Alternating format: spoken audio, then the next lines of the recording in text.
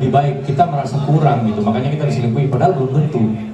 Padahal bisa jadi yang menyelingkuhi itulah yang sebenarnya memiliki.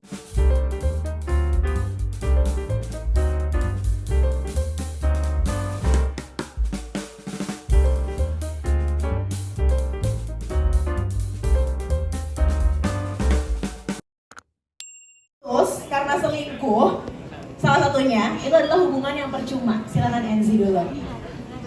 Misalnya lo putus nih, karena pacar lo selingkuh, itu namanya hubungan yang udah percuma, berarti sia-sia selama ini, nggak ada artinya.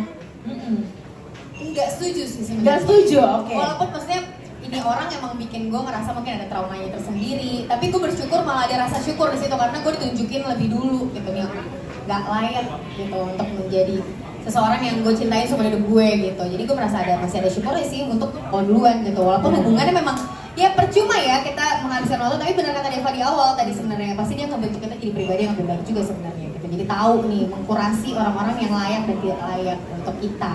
Berarti dia nggak layak ke tong sampah aja ya.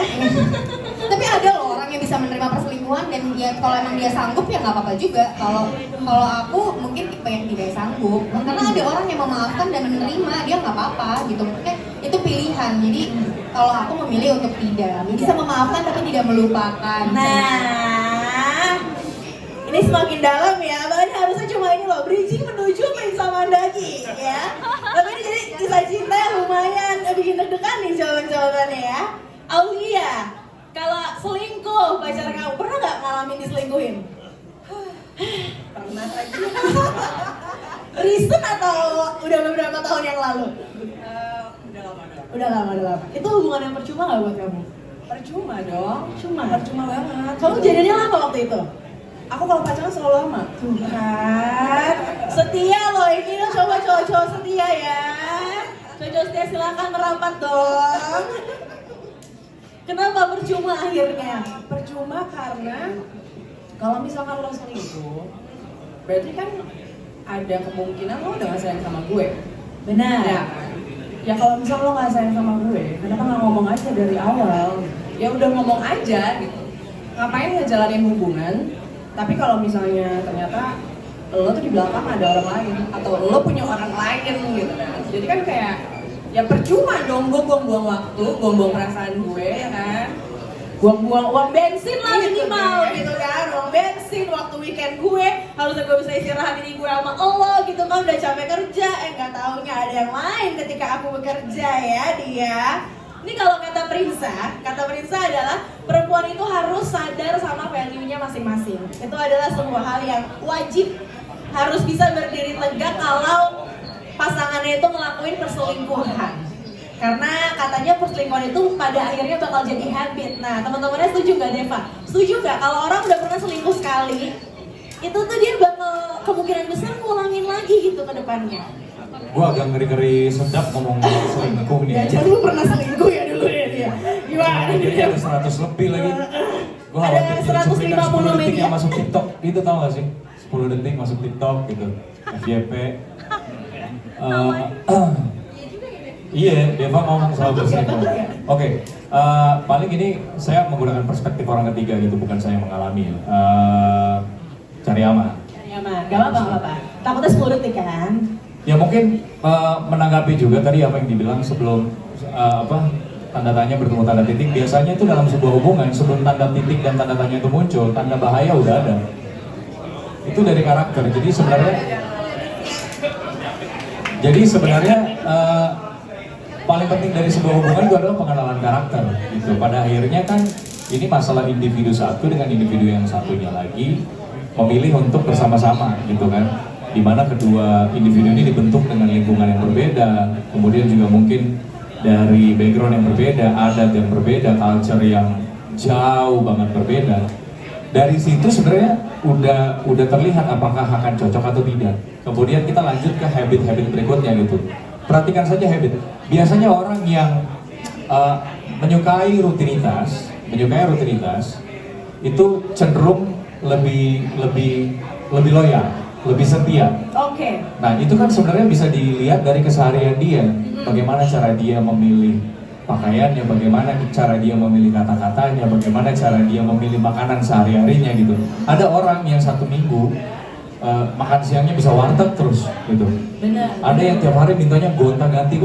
Nah, habit-habit seperti ini kan sebenarnya dari yang kecil-kecil tapi bisa terlihat gitu. Bagaimana, tapi yang paling penting menurut saya adalah bagaimana dia memperlakukan kita sebagai pasangan dan juga dirinya sendiri. Dari situ sih sebenarnya udah terlihat tanda-tanda tadi gitu, sehingga ketika tanda-tanda itu sudah terlihat, maka baiknya sih memang cari jalur exit sebelum lebih jauh, karena ya yang namanya diselingkuhi itu pasti nggak enak lah ya gitu.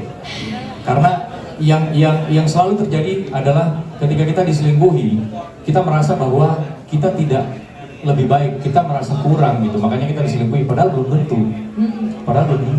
Padahal bisa jadi yang menyelingkuhi itulah yang sebenarnya memiliki banyak sekali kekurangan, terutama kurang puas terhadap dirinya, makanya dia mencoba mencari orang baru terus untuk merasa dirinya jauh lebih baik, merasa dirinya lebih superior gitu. Itu sih. Sebenarnya tanda-tanda itu bisa dilihat dari awal. Jadi kalau misalnya orang bilang orang pertama kali selingkuh, nggak mungkin itu cuma yang kali pertama doang. Pasti nanti ada kali kedua, kali ketiga, itu possible banget. Tapi pasti bisa dilihat dari habit masing-masing sebenarnya. Sebelum dia selingkuh, kalau bisa udah cut duluan aja daripada ngerasain sakitnya lagi ya kan. Spicy ya. Kira-kira bisa ada yang berapa belas detik tadi masuk ke FYP TikTok? Banyak tuh kayaknya. Tadi dia mas sempat nyebut soal value. Orang yang selingkuh tuh biasa justru dia yang ngerasa dirinya banyak yang kurang, dia harus merasa superior, jadi ngerasa harus nyari orang lain supaya dia bisa lebih baik juga perasaannya. Tapi seberapa penting sebenarnya untuk kita tahu value kita ketika kita masuk ke sebuah hubungan? Boleh Aulia yang jawab kalau ini. Harus tahu sih value kita.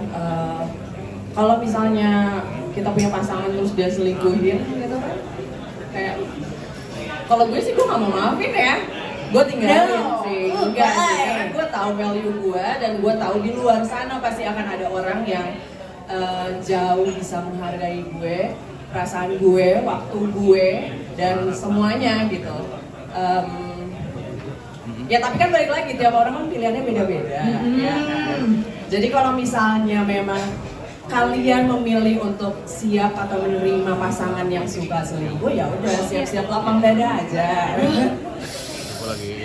Kalau aku kenapa nggak mau milih itu, mendingan enggak, karena ya taruhlah misalnya selingkuhnya cuma main-main doang. Nah kalau misalkan dia terbawa perasaan, yang langsung gue dong. Itu kalau pacaran. Kalau misalnya gue udah nikah terus gue punya anak, korbannya kan nggak gue doang, tapi anak gue juga jadi korban. Ya kan? Jadi enggak ya, no. Kita harus tahu value kita sendiri. Supaya ketika itu terjadi, kan enggak sama sekali sebelum jadi yang lebih jauh. Oke. Kalau NC pernah nggak? Dua-duanya mau ngasih mikrofon gitu kan. Kayaknya nih berat jawabannya. Seberapa